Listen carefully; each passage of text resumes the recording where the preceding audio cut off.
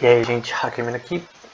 No vídeo de hoje a gente vai continuar falando sobre a história da inteligência artificial, agora com outro artigo do George Hinton. E assim, só pra mostrar, que não mostrei imagens desse cara, né? Que a maioria dos papers que a gente vai ler subsequentemente vai ser dele. Embora nos vídeos passados a gente viu de outras pessoas, como John Searle, como Hopfield também, é John Hopfield, se não me engano. Enfim, mas por enquanto a gente vai focar mais no George Hinton porque tá mais grudadinho lá os papers, como a gente viu antes. E só mostrando que ele é o chamado do pai do Deep Learning, né? Ou o padrinho do Deep Learning, né? E na época, né, lá em 1980 mais ou menos, não, 1970, normalmente as pessoas que eram da área de inteligência artificial eram vistas como meio que malucas, assim, a ideia não dá certo. Por causa de um livro publicado por Marvin Minsky, né, que meio que falava que não vai funcionar nunca a inteligência artificial, é mais ou menos isso, né, de forma superficial. E desde 1986 para cá tem dado certo, e Deep Learning, né, que é uma rede de aprendizado com uma rede neural com várias camadas, né, que agem em conjunto. E basicamente os artigos que a gente está lendo é basicamente o desenvolvimento até o Deep Learning, que vai demorar. Tipo, a gente está em 1981, até 2010, 2008 mais ou menos, demora. Então, é bem importante. Então, esse cara é muito importante para a inteligência artificial e para o desenvolvimento de Deep Learning. Não só ele, mas também ele é um dos principais, né? E a gente vai ler um paper de 1985. Eu queria marcar em vermelho ali, que é uma coisa importante. Porque, assim, embora a inteligência artificial seja baseada superficialmente na forma como o cérebro trabalha, a gente vê que a maioria dos artigos que a gente lê nessa série sobre a história da inteligência artificial é na área de psicologia, psicologia computacional, né? Aqui no caso ciência cognitiva. Então normalmente os artigos estão nessa questão. A gente viu do John Searle que era em coisa relacionada à biofísica, se não me engano. Enfim, então dá pra ver que tem esse lado que está sendo publicado não numa revista focada em computação, nem neurociência sim, mas é a questão de que tem muito a ver com a pesquisa, que tem muito a ver com psicologia e outras coisas. Por exemplo, um dos caras que estão contribuindo para esse paper aqui é do departamento de biofísica, né?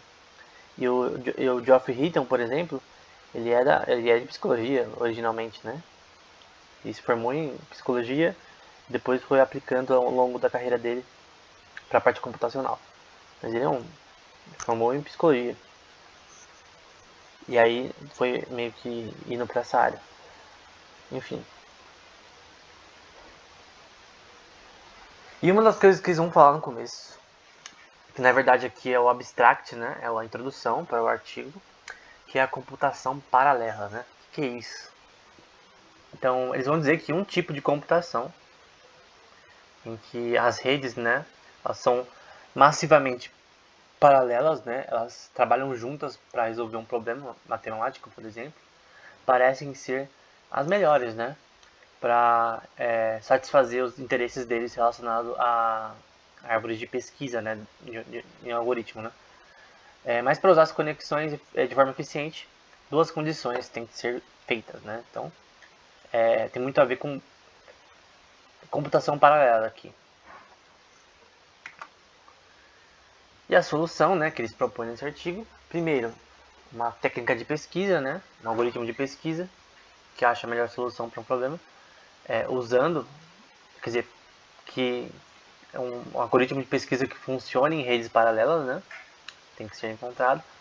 E segundo, que deve haver um meio de escolher, né, representações internas que permite que o hardware, né, que as conexões do hardware façam a parte de encoding, que eu já vou explicar, nos domínios que vão ser procurados, né.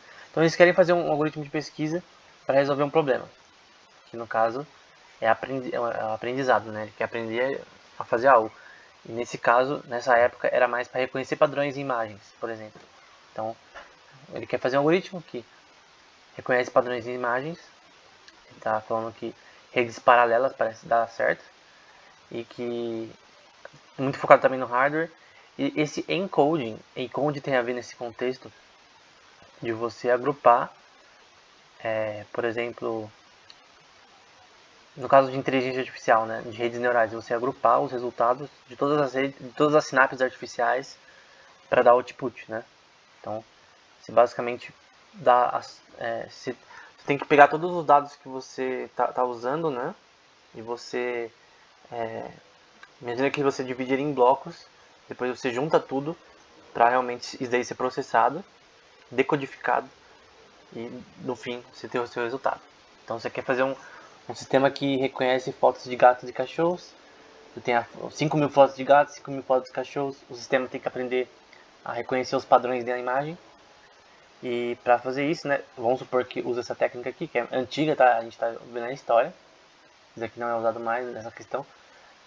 Então você quer fazer uma rede paralela que consegue mudar ao longo do tempo e consegue fazer essa parte de encoding, né, de você pegar os seus dados e codificar eles de uma forma que você possa aprender, que o sistema possa aprender, né? O que seria decodificar uma imagem, né? As representações de uma imagem de um cachorro seriam a orelha, nariz, boca, tudo isso de forma computacional, né? Visão computacional para o sistema entender o que é nariz, o que é boca, ver as representações da imagem de cor, luz e sombra e tal. E eu queria mostrar uma imagem desse artigo que fala sobre computação paralela, né? Só pra gente se situar, para ver como funciona. Eu gosto de usar imagens, né? Então, para ver como funciona. Do International Journal of Rail Transportation. Eu não sei o que é rail. Parece negócio de trilho? Não sei. Ah não, desculpa, esse daqui é provavelmente relacionado a alguma coisa de tráfego. E aqui um gráfico mostrando computação paralela, né? Então você tem ali 4 cores, não é 4, né? N cores, né? Então número, quanto você quiser de cores, alinkados cada um à memória, que vão se comunicar com outros grupos de core, que também tem memória, e você vai ter nesse caso aquela última memória ali, maior, alguns sistemas de computação paralela eles têm uma memória global. Também pode ser uma memória singular apenas, que vão trabalhando juntas. Mas você pode ter uma memória global para cada subsistema. Mas no geral, gente, isso daqui é usado em supercomputadores, né? O que é um supercomputador? Um supercomputador é basicamente um monte de computadores juntos, né? Armazenado em racks. Não é um computador que você tem na sua casa, não é uma CPU comum, né? Lá no gabinete, não. São vários racks como se fossem servidores. Cada um vai ter o seu imagina uma gaveta, né? Cada um vai ter a sua gavetinha com uma placa-mãe, né? Com memória, com core. E você imagina que você pega 100 desses. Então você tem 100 placas, com, sei lá, cada uma com 8 cores. Então você já vai ser 100 vezes 8 aí. Já é bastante coisa. No caso, se você fizesse com cada gaveta, né, no rack do servidor com 8 cores, vamos supor. Então, você tem 100, então 800 cores, mais a memória, que é um problema aí, que é um pouco mais complexo. Você pode usar memória mais global, né? Ou memória distribuída, né? Então tá mostrando ali, ó, ali embaixo, memória distribuída ou memória compartilhada, né? Então memória distribuída é uma coisa mais cada core ele meio que se comunica com uma memória singularmente, né? E a gente junta tudo isso para resolver um problema. Então todos os computadores juntos, vamos pegar um supercomputador, o Fukitsu, eu acho que do Japão, que é o melhor supercomputador do mundo, muito melhor do que da NASA, tá? A NASA não tem tanta coisa assim quanto parece, mas é no Japão. E vamos supor que ele tenha 60.000 cores, não lembro ao certo. Vamos supor que ele tem, eu acho que ele tem mais que isso, bem mais. Até a gente já fez vídeos mostrando ele no canal, no começo do canal. Vamos supor que tenha 6.000 cores, 6.000 núcleos, né? Então, de processamento. Você também vai ter, sei lá, vários terabytes de memória. E somando tudo isso, você vai ter, sei lá, milhares e milhares de teraflops de velocidade, né? Então, o que é um supercomputador? Na verdade, é um grupo de computadores, né? Sei lá, milhares de computadores que juntos formam um supercomputador. Então não tem um supercomputador com uma CPU gigante, não tem nada a ver. Computação paralela, né? Sem computação paralela não existiriam supercomputadores. E basicamente você tem ali esses quadradinhos, que é só uma representação visual de como seriam as comunicações entre esses computadores, né? Em que você tem uma comunicação geral entre eles. Aí você pode se perguntar, pô, mas será que, vamos supor que eu tenho 60 mil computadores conectados ao mesmo tempo, que é um supercomputador. Vamos supor que eu quero resolver uma coisa em genética, né? Que demanda bastante coisa computacional, né? Uma coisa em física. Eu vi recentemente no uso de inteligência artificial em buracos negros, né? Que é um problema intenso, que requer muita memória, né? Muita capacidade de memória, processamento. Era de colisões de buraco negro. E imagina que você quer resolver esse problema. Uma coisa que é importante. Até eu lembro de um curso de supercomputadores falando sobre esse assunto, né? Na FutureLearn.org, que eu recomendo muito. Eles falam lá que não é que todos os computadores juntos vão, sabe, juntos no problema igualzinho. É meio que uma coisa mais hierárquica. Não hierárquica, é uma palavra errada. É uma coisa distribuída, mas imagina como se subsistemas estivessem trabalhando juntos para resolver um problema. Então não seria que todos trabalham juntos para resolver um problema da mesma forma. Não é assim que funciona núcleos de processamento, né? Tem uma coisa mais... não é tudo que vai junto ao mesmo tempo, mas mesmo assim é muita coisa. Então era isso. No próximo vídeo a gente vai ver a introdução do artigo. Até mais.